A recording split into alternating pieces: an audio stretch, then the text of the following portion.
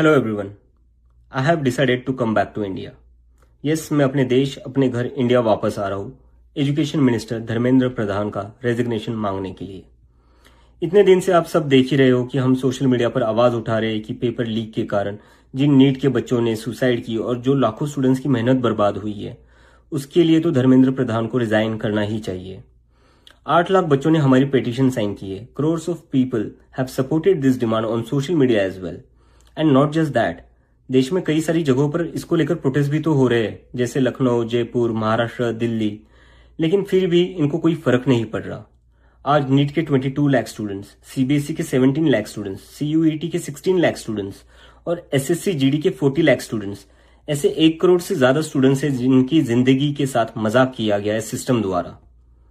इसकी वजह से स्टूडेंट्स बहुत ही ज्यादा एंशियस और परेशान है अपने फ्यूचर को लेकर। किसी को तो इसकी जिम्मेदारी लेनी होगी।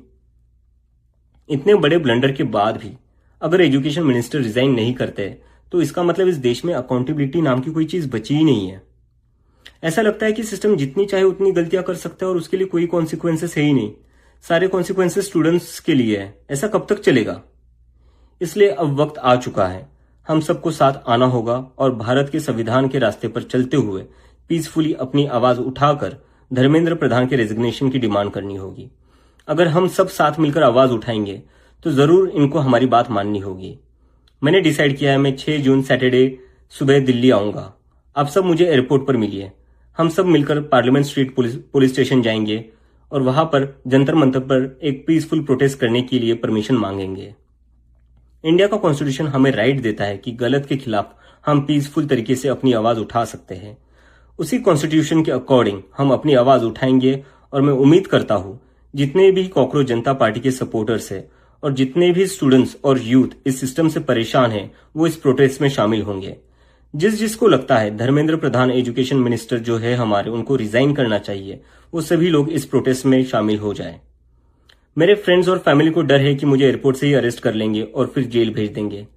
लेकिन मुझे अभी भी उम्मीद है कि आज भी हमारा देश एक डेमोक्रेसी है और हमें पीसफुली प्रोटेस्ट करने की परमिशन मिल जाएगी। I want to make it clear, I'm a big admirer of Gandhi, Ambedkar, Bhagat Singh and Nehru, and I believe in the Constitution of India more than anything else, जो हम सबको एक democracy में अपनी आवाज रखने का राइट देता है।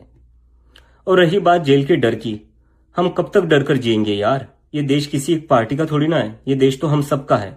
हमारे फ्यूचर का सवाल है, हमारे फ्यूचर बर्बाद हो रहा है और ये अब हम सबकी जिम्मेदारी है कि जब भी इस देश में किसी के साथ कुछ गलत हो तो हम सबको आवाज उठानी चाहिए in a very peaceful and democratic manner. मैं चाहता तो यहाँ यूएसए में जॉब लेकर आराम से रह सकता था। मुझे पिछले कुछ दिनों में कई जॉब ऑफर्स भी आई है, but I am not gonna take it as I have decided to come back to India because I love my country and I really want to do something for my country. हम सब आज जो कुछ भी है वो सब इस देश ने हमें जो दिया है उसी के कारण है और अब हमारी बारी है अपने देश के लिए कुछ करने की, क्योंकि अगर हम आज कुछ नहीं करेंगे तो कौन करेगा? कब तक हम वेट करेंगे कोई और आएगा, आवाज उठाएगा और हमें बचाएगा? सो जितने भी पीसफुल और कॉन्स्टिट्यूशन को मानने वाले कॉकरोचेस है, let's all come together to save the future of millions of students. Thank you.